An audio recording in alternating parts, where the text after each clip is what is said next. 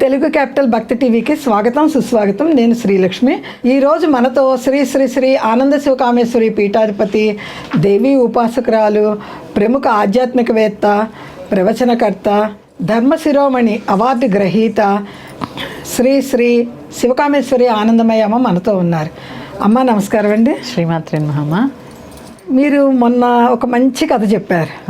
ఆ కథకి అమ్మమ్మలు, నానమ్మలు, మనవాళ్ళు, మనవరాళ్ళు చాలా సంతోషంగా ఉన్నారు. ఒక ప్రేక్షకులు కూడా అడిగారు, మా మనవరాలు కథ విని కథల్లో ప్రశ్నలు చాలా వేసిందని కూడా చెప్పారు. చాలా సంతోషం అనిపిస్తుంది. ఇప్పుడు మనకి పిల్లలకి సమ్మర్ హాలిడేస్ అయిపోతున్నాయి. ఇంకొక మంచి కథ వివరించండి. తప్పకుండా అండి. ఇది కేవలం పిల్లల కోసమే కాదండి, పెద్దల కోసం కూడా ఈ కథలు. ఎందుకంటే ప్రతి కథలో ఒక నీతి ఉంటుంది కదా. ఈ నీతి అందరికీ అవసరం, పిల్లలకి ఇంకా ఎక్కువ అవసరం, పెద్దలకు కూడా అవసరం. తెలుగు క్యాపిటల్ భక్తి టీవీ వీక్షిస్తున్న ప్రేక్షకులందరికీ శ్రీమాత్రే నమః. ఈరోజు ఒక మంచి కథకి మీ అందరికీ స్వాగతం. బండి లాగేవాడు రాజు. బండి లాగేవాడు రాజు. రాజు ఒక కథ పేరే అది. రాజు బండి ఎందుకు లాగుతాడండి? బండి లాగేవాడు వేరు, రాజు వేరు. బండి లాగేవాడు రాజు. రాజు ఇద్దరు. ఓకే. ఇద్దరు కథ గురించి మనం తెలుసుకుందాం. ఎందుకంటే కనకధారలో దానం గురించి గొప్పతనం చెప్పుకున్నాం కదా. అవునవును. ఆ దానం యొక్క గొప్పతనం ఎలా చేయాలో తెలుసుకుందాం. జనశ్రుతి అనే మహారాజు తన రాజ్యంలో ప్రజలను బాగా చూసుకునేవాటండి. ఆ రాజు చాలా దయామయుడు, ఉదార స్వభావుడు. అలాగే కాకుండా రాజ్యంలోని ప్రజలందరికీ కూడా ఆహారము, సంపద, సౌకర్యాలు, అలాగే వేరే వేరే ప్రాంతాల నుంచి, ఇతర దేశాల నుంచి సందర్శకులు వస్తుంటే వాళ్ళకి విశ్రాంతి గృహాలు, ఇవన్నీ కూడా కట్టించి చాలా చాలా చాలా మంచి వాడిని అన్నట్టు, చాలా ఉదార స్వభావుణ్ణి అని ఆయనే అనుకుంటూ ఉండేవారు అనమాట.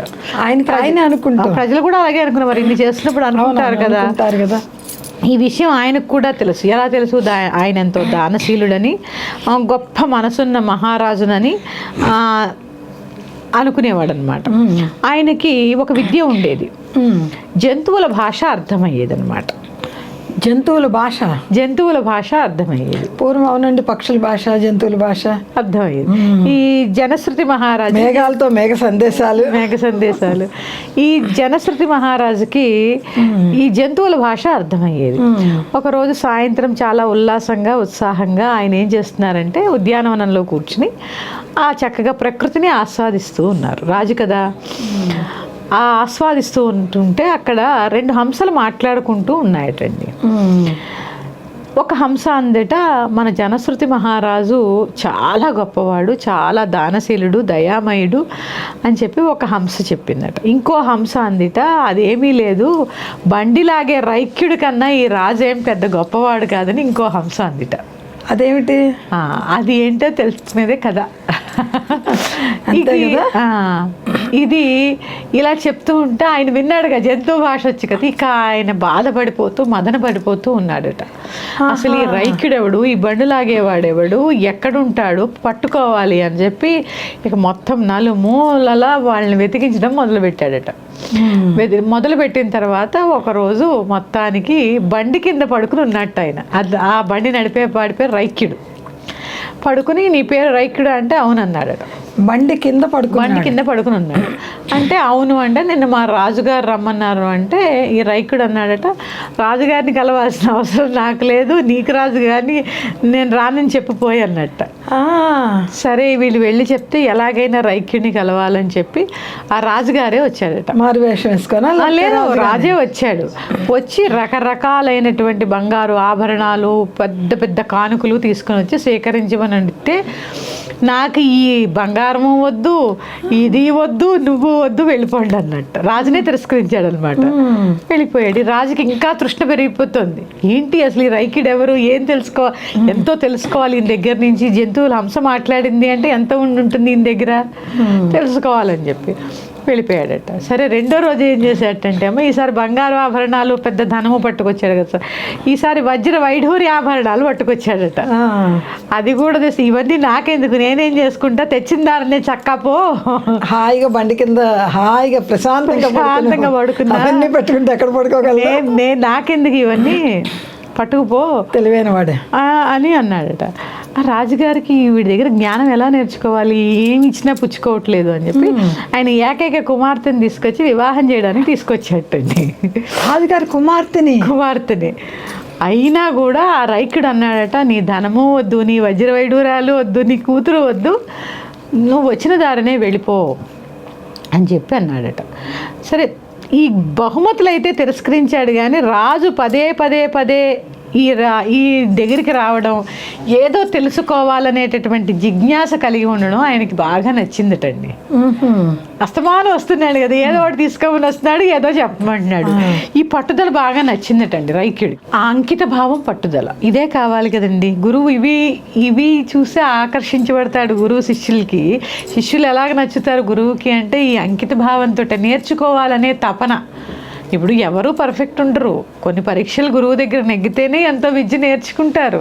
అలాగే ఈయనేమన్నాడు అంటే ఈ అంకిత భావము, నేర్చుకోవాలనే పట్టుదల విద్యార్థికి చాలా ముఖ్యం కదా.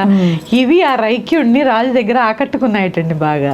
అప్పుడు ఏం చేశాడంటే చివరికి రైక్యుడు రాజును శిష్యుడిగా స్వీకరించాడు. మొత్తానికి ఈ పట్టుదల చూసి విద్యార్థికి నేర్చుకోవడానికి ఉండవలసినటువంటి అర్హత ఏంటి, ఇవే పట్టుదల, అంకిత భావం కదా. ఇవి నచ్చి ఏం చేశాడంటే మొత్తానికి శిష్యుడిగా స్వీకరించి శిక్షణ మొదటి రోజున రైకుడు రాజుతో చెప్పాట, మనం అనేక మూలతత్వాలని పూజ చేస్తూ ఉంటాం. ఉదాహరణకి మనం వాయువుని పూజ చేస్తూ ఉంటాం, ఎందుకు అంత దూరంలో విసిరేస్తూ ఉంటుంది దేన్నైనా. అగ్నిని పూజిస్తూ ఉంటాం, ఎందుకు దేన్నైనా కాల్చివేస్తుంది అని చెప్పి. దహించి వేసేస్తుంది. మనం శ్వాసని పూజిస్తూ ఉంటాం, ఎందుకు మన యొక్క మనల్ని జీవితంలో, అందుకే ప్రాణం ఉన్నప్పుడే మనం శివుల్లో, ప్రాణం లేనప్పుడు శవాలం కదా. అందుకని ముఖ్యమైనది ఏంటంటే మానవుడి యొక్క ఆత్మ ఉనికే ఈ మూలతత్వాలన్నిటికీ కూడా మూలం. ఆత్మ, ఈ ఆత్మే ఈ మూలతత్వాలన్నిటికీ కూడా మూలం. ఇది ఈ విశ్వాన్ని సృష్టించి సృష్టిలో ఉంచేదంతా కూడా ఆత్మ. అందుకే సూర్యుని ఏమంటాం మనం, ఆత్మకారకుడు అంటూ ఉంటాం. ఆత్మకారకుడు. అలాగ మరుసటి రోజు రైకుడు ఇలా చెప్పాడట, రెండో రోజు, మనం చేసే దాన ధర్మాలకి గర్వపడడం అనేది చాలా హానికరం. ఎందుకంటే ఇప్పుడే ఏం చేశాడు, నేను నేను నేను అనేటటువంటి గర్వం రాజుకి. నేను కాబట్టి దానం చేస్తున్నా, నేను కాబట్టి భోజనం పెడుతున్నా, నేను కాబట్టి ఇంత చేస్తున్నాను, ఆ గర్వం. అంటే దానం గురించి గర్వపడ్డాడు. దానం గురించి గర్వపడ్డావంటే అది హానికరం నాయన అని చెప్పాడు. చెప్పి ఏం చెప్పాడంటే ఈ గర్వం దానం ఇచ్చిన వాడికి కానీ పుచ్చుకునేవాడికి కానీ ఎలాంటి ఉపయోగం లేదు.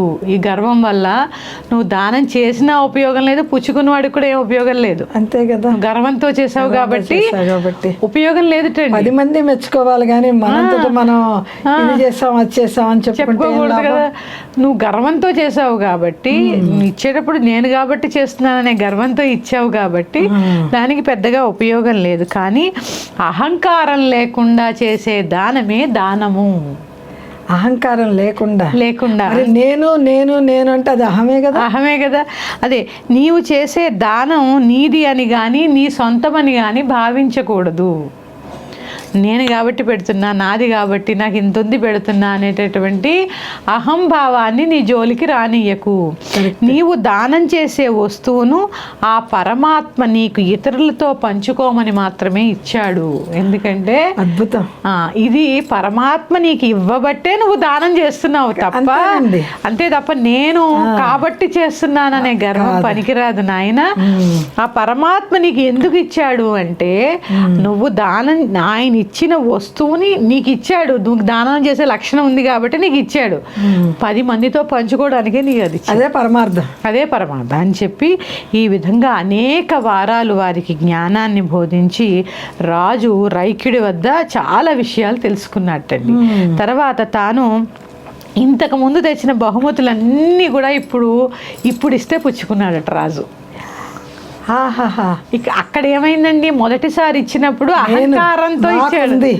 నేను కాబట్టి తెచ్చాను, నువ్వు చచ్చినట్టు పుచ్చుకోవాలి, నాకు ఇది చెప్పాలన్నాడు. కానీ కాదు, అక్కడ ఏమైంది అంటే ఇప్పుడు అహంకారం లేకుండా అవన్నీ ఇచ్చి కుమార్తెని కూడా ఇచ్చి వివాహం చేసి ఏం చేశాడు, తాను వెళ్ళిపోయాడు. ఇప్పుడు రాజు గర్వం లేకుండా ఇచ్చాడు కాబట్టి రైక్యుడు కూడా వాటిని స్వీకరించాడు. అంటే హంస చెప్పింది అక్కడ, ఆ గర్వం లేకుండా ఎలా ఉండాలి అనేది ఒక రాజు ఒక బండివాడి దగ్గర నేర్చుకున్నాడు.